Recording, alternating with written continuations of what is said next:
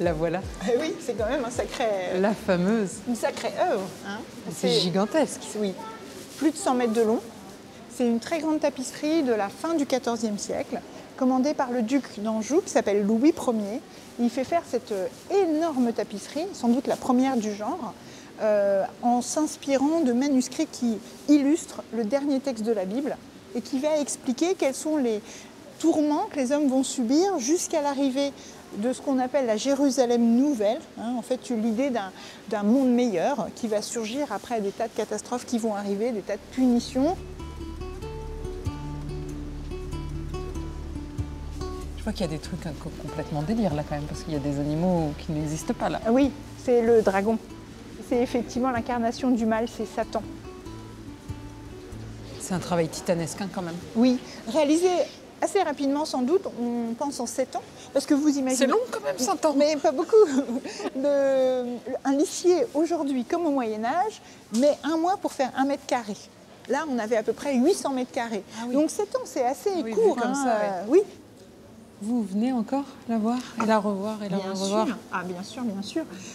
D'abord, je trouve que ça regonfle les batteries quand on vient la voir. Alors, ça donne le moral. On se dit, oh là là, on a ici la chance d'avoir une œuvre absolument incroyable et une œuvre qui a un véritable puits de découverte continuelle. C'est-à-dire que, tiens, d'un coup, on se dit, oh mais j'avais pas vu ce détail, c'est extraordinaire. Et à chaque fois, ces petites découvertes, c'est des petites victoires extraordinaires.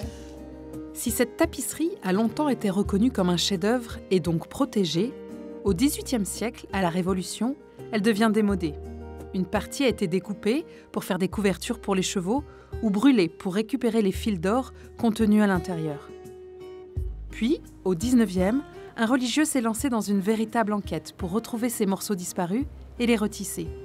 Il en a retrouvé certains, mais la tapisserie n'a jamais pu être totalement reconstituée. J'ai la chance de pouvoir observer de près certaines de ces découvertes grâce à Benjamin, qui est le gardien de ce trésor à nouveau préservé. Ah oui, effectivement, les couleurs sont bien plus éclatantes là. Pourquoi est-ce qu'on a fait le choix de ne pas les exposer? Alors c'est parce qu'on a du mal à identifier où ils se trouvaient dans l'ensemble de ces tableaux. D'accord. On continue à découvrir des fragments? Ah oui, tout à fait. On peut les voir? Bien sûr. Ces fragments sont les derniers à avoir été découverts. Ils ont été miraculeusement retrouvés en 2020 dans les réserves d'une galerie parisienne. Donc c'est ça que vous avez reçu, d'accord. C'est une série de fleurons qui se trouvaient sur la 4e scène, probablement, puisqu'on a retrouvé des motifs similaires, ce qui a permis effectivement de bien lier ces fragments à la tenture de l'Apocalypse. Mais là, on est d'accord que c'est quand même des tout petits morceaux qui représentent plus grand-chose. Pourtant, c'est précieux.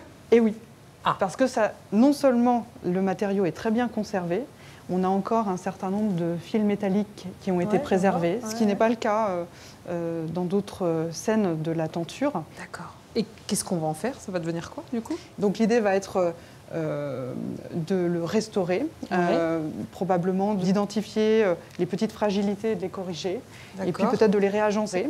Et il manque comme ça beaucoup de fragments à cette tapisserie? Il en manque un certain nombre, oui. Ouais. Donc en fait, le mystère reste entier sur la... Oui, il y a encore l'entièreté beaucoup à découvrir de l'œuvre. Ah oui, tout à fait. Il faut dire aux gens, si vous avez une vieille tapisserie dans votre grenier, vous l'appelez parce que c'est peut-être super précieux en fait. Exactement.